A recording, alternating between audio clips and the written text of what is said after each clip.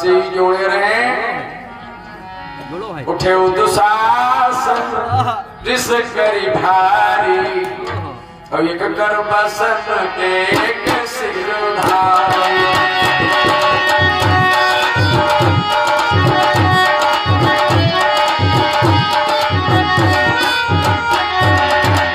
उठे दुशासन रिस करी भारी, एक कर बसन एक सिरधारी।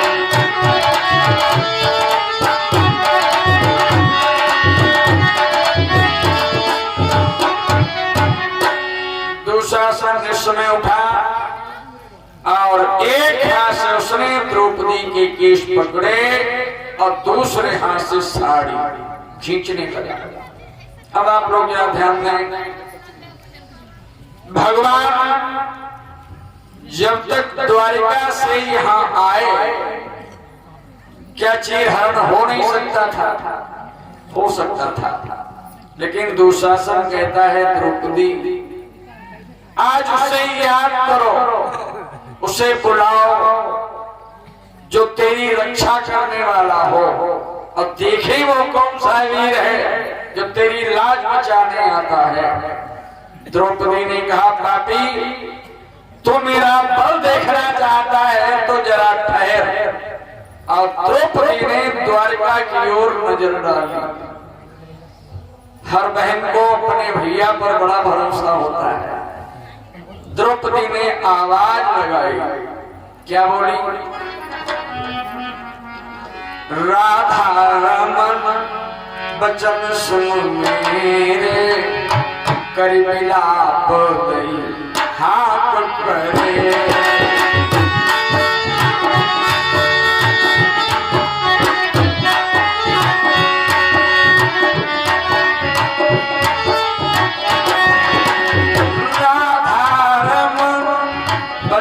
सुन मेरे करी विलाप दई हाथ करे।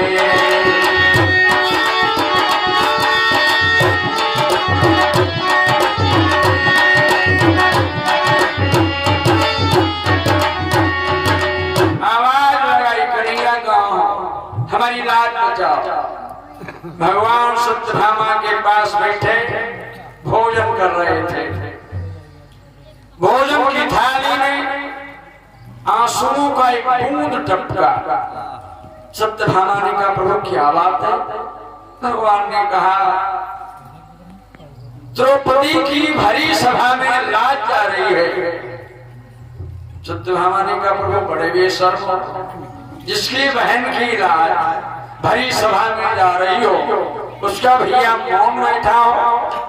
भगवान ने कहा मेरी एक आदत है, जब तक प्राणी को मेरे ऊपर पूरा भरोसा नहीं होता हम उसकी सहायता नहीं करते। अब भरोसा किस पे है? द्रौपदी ने आवाज तो भगवान को लगाई रक्षा करो, लेकिन भाव बदल गया। भाव क्या बदला? नजर पहुंची आचार्य द्रोण पर। द्रौपदी ने विचार किया द्रोणाचार्य हम लोगों के गुरु हैं गुरु द्रोण सभा मा सोई, और जिनते अस्त्र सीखे सबको।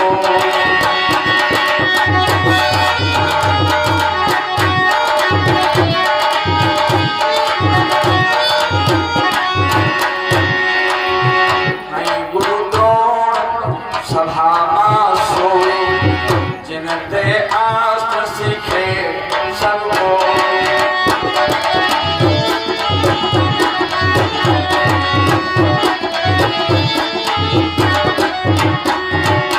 आचार्य दोनों सभा में हमारी लाज जरूर बचाएंगे, लेकिन द्रौपदी ने जब आचार्य द्रोण पर दृष्टि डाली तो द्रोणाचार्य जी ने अपना सर ही झुका लिया, नहीं बोले।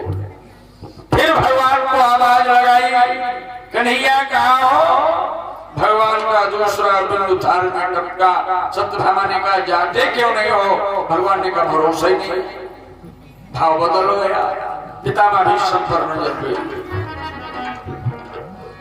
गंगा सतत चुपाई की रही है अवश्य वचन राजा दे गए।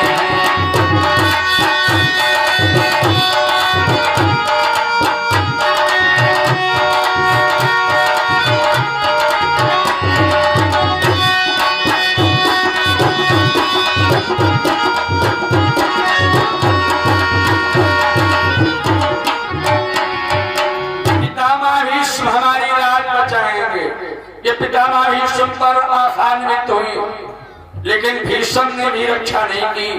फिर भगवान को पुकारा, भगवान का आंसू भी टपका। सत्यभामा ने कहा प्रभु की आवाज अब क्या नहीं जा रहे? भगवान ने का भरोसा ही नहीं हम पर। नजर पतियों पर गई, सभा मध्य प्रतिपात हमारे महावीर तारे हमें उभार और दी है। उठ के भीम अवश्य सुध ली है। भीम हमारी जरूर रक्षा करेंगे। जब बात भी सत्य थी, भीम खड़े हुए, लेकिन धर्मराज ने रोक दिया, अरे हमारी सौगंध में बैठ जाओ। बैठ अब सारे समाज पर नजर डाली, कोई ऐसा दिखाई नहीं पड़ा जो लाज बचावे। अब द्रौपदी को एक ही आसरा बचाए, केवल भगवान का। साड़ी भी थोड़ी रह गई। लाज बचाने के लिए देवी द्रौपदी कुछ साड़ी दांतों तले डाले, हाथों से जकड़े, कोई अंग प्रत्यंग खुल न जाए। और जब सारे समाज से निराश हो गई, तब द्वारिका की ओर हाथ फैला दिए। हाथों वाली साड़ी छूट गई और जब भगवान को पुकारा, दांतों की भी साड़ी छूट गई। द्रौपदी ने कहा कन्हैया ऐसा था नहीं, तुम कभी आओगे नहीं, कभी कभी राखी बंधाने फिर भी आओगे, भैया प्याज खाने आओगे। जरा सोचो, तुम बिन आरत पक्ष गही को राखो रमापति लाज गई।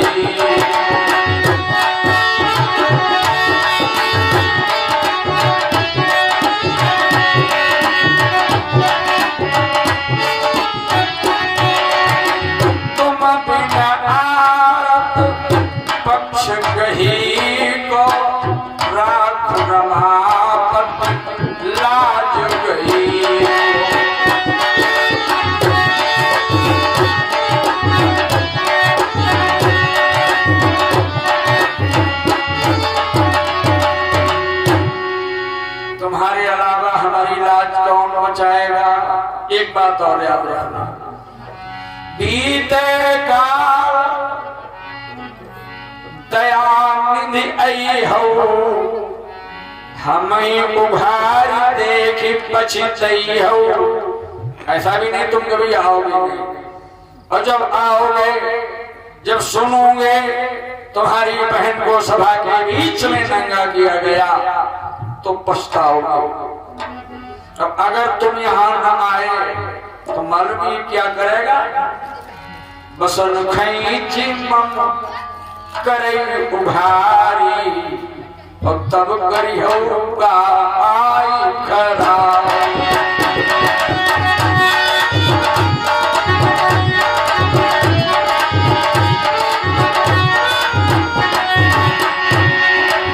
बसन खैची मम करई उभारी तब करी होगा आई खरा।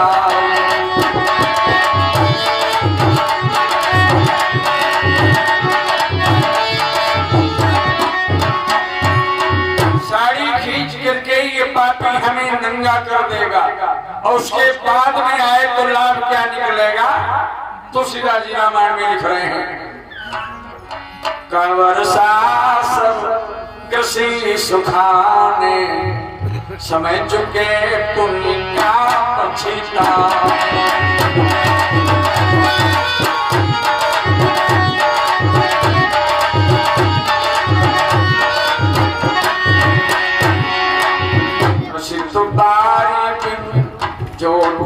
त्यागा मुझे करेगा सुधा तराया।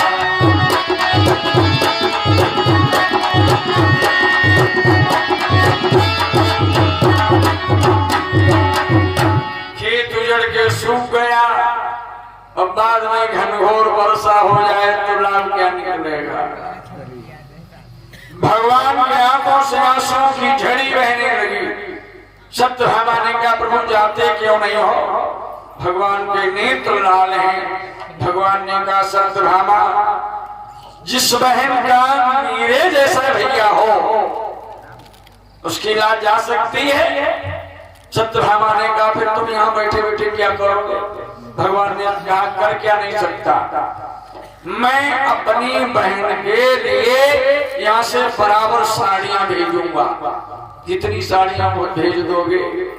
भगवान ने कहा तुम्हारी बहनें कितनी हैं, 16,108। अगर एक ही एक जोड़ा प्रतिरानी के पास में से भेज दिया जाएगा तो साड़ियां पर्याप्त हो जाएंगी। सत्यभामा ने कहा मैंने सुना है दुशासन के अंदर 10,000 हाथियों का बल है, अगर उसने उन साड़ियों का हरण कर दिया तो क्या करोगे। भगवान ने कहा संसार में जितने बजाज हैं, जितने बजाज सबकी दुकानों से हम बराबर साड़ियां भेजेंगे। सत्यभामा ने कहा अगर उन साड़ियों का भी उसने हरण कर दिया तो। भगवान ने कहा तो बहन की रक्षा के लिए हमारा पीतांबर जाएगा। सत्यभामा ने कहा 2.5 मीटर के पीतांबर में समय कितना लगेगा। भगवान ने कहा पीतांबर के बाद हमारा चक्र सुदर्शन जाएगा। इतना कहकर भगवान उठे। द्वारावती नंगे पाए आतुर पहुंच गए नारायण।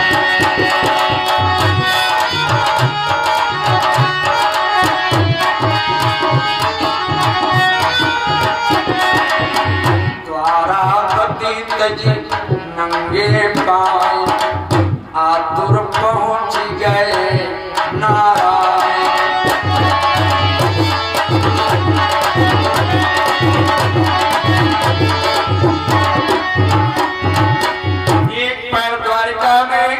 सभा में भगवान पहुंच गए, लेकिन किसी के सामने नहीं गए। बसन रूप धरि बसन समाने धीरज द्रुपद सुता पुर आने।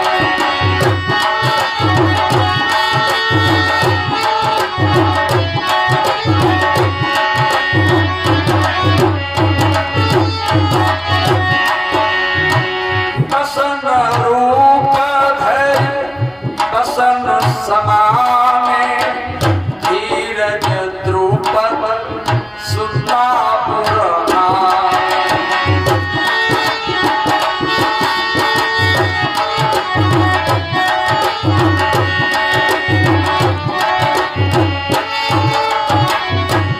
साड़ी का रूप धारण किया भगवान ने और साड़ी में ही समा गए।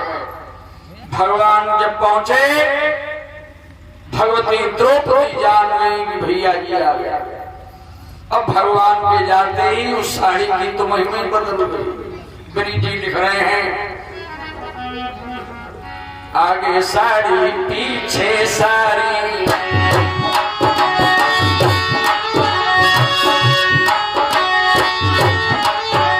आगे साड़ी पीछे साड़ी,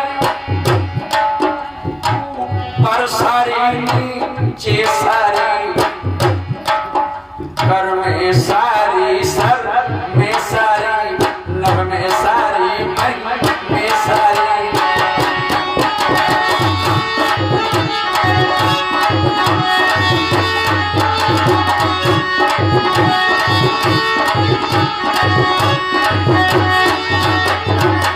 आगे साड़ी पीछे साड़ी, ऊपर साड़ी नीचे साड़ी, कर में साड़ी सर में साड़ी, नभ में साड़ी, मही में साड़ी। पता ही नहीं चलता साड़ी है या नारी है या नारी ही की साड़ी है। विनीत जी कहता है ऐसा भी नहीं एक ही रंग की साड़ी चल रही हो, एक रंग नहीं बहुरंगों के साड़ी में चीर सुहाते थे।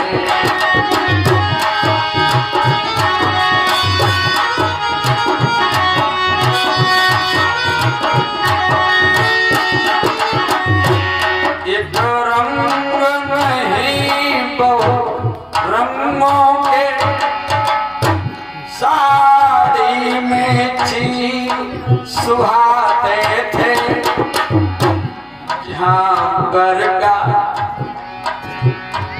जहाँ बरगा एक पहाड़ बना, नर धोखायों सब खाते थे।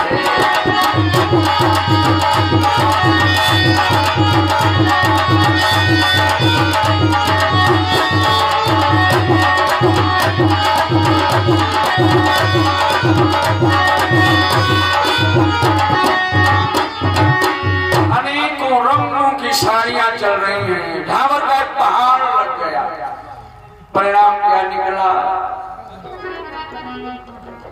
10 सहस्त्र गज बल थकी गए, 10 गज अंबर हरण भये।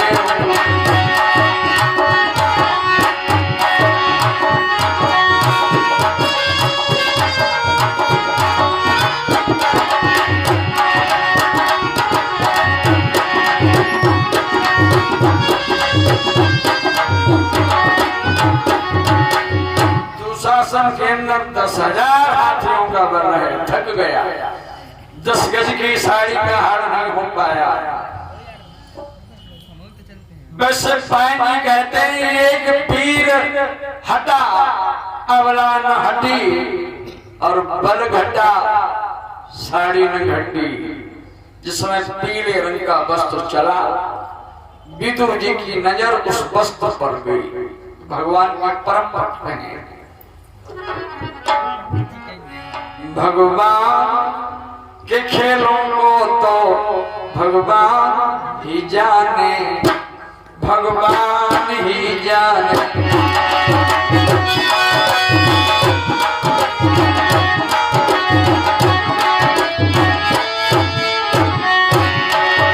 भगवान के खेलों को तो भगवान ही जाने, भगवान ही जाने। या जिस पे दया सिंधु, या जिस पे दया सिंधु, दया कर दे वह जाने, दया कर दे वह जाने।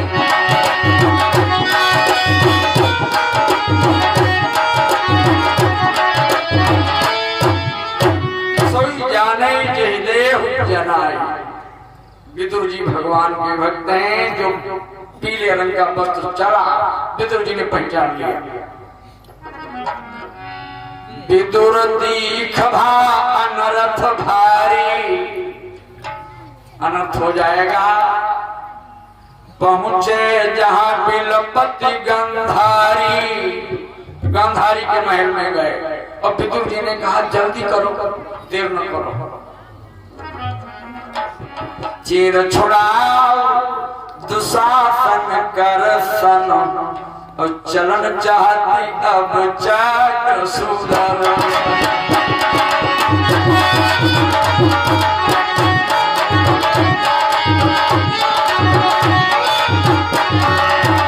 चीर छुड़ाओ दुशासन कर सन, चलन चाहती अब चाट सुधर।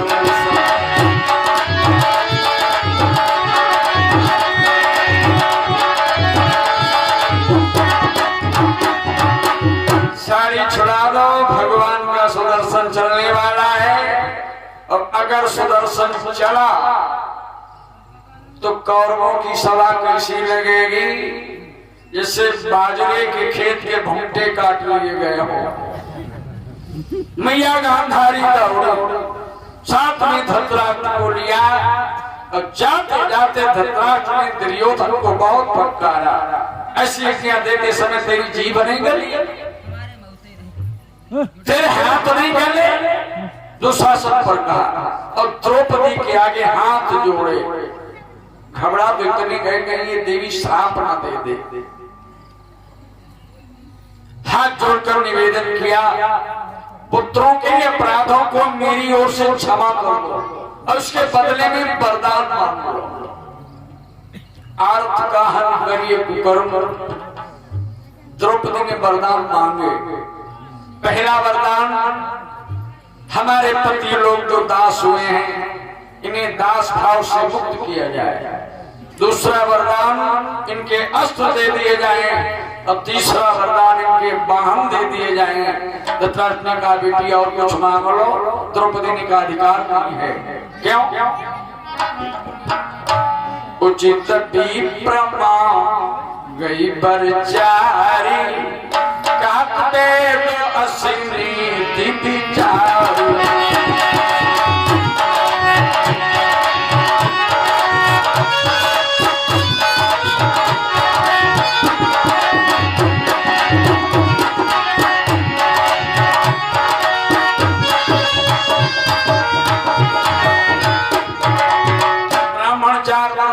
अधिकारी है, ये वेदों का मत है। और क्षत्रिय 3 पैसे कुल दोई, मांगी एक शूद्र शुद्ध हो।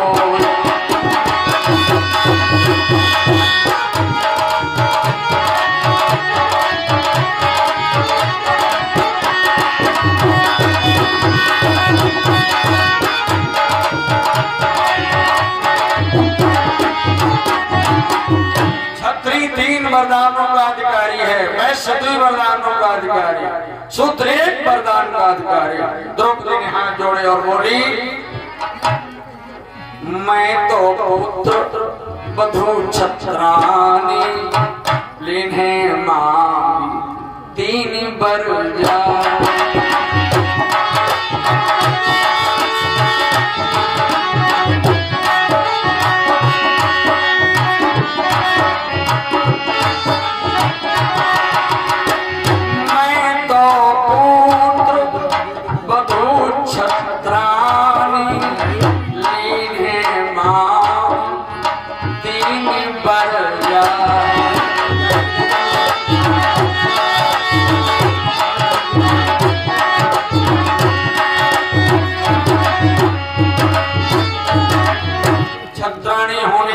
हमने 3 वरदान मांगे, आगे अधिकार मांगे।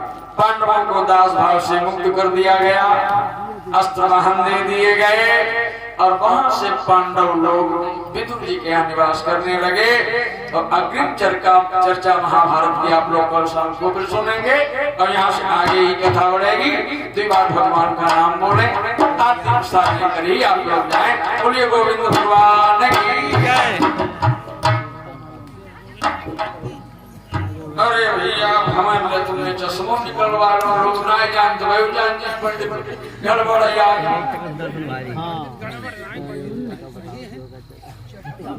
हाँ, मनिंदर सिंह की ओर से 101 मुद्राएं प्राप्त हुई और नरेश कश्यप की ओर से 20 मुद्राएं।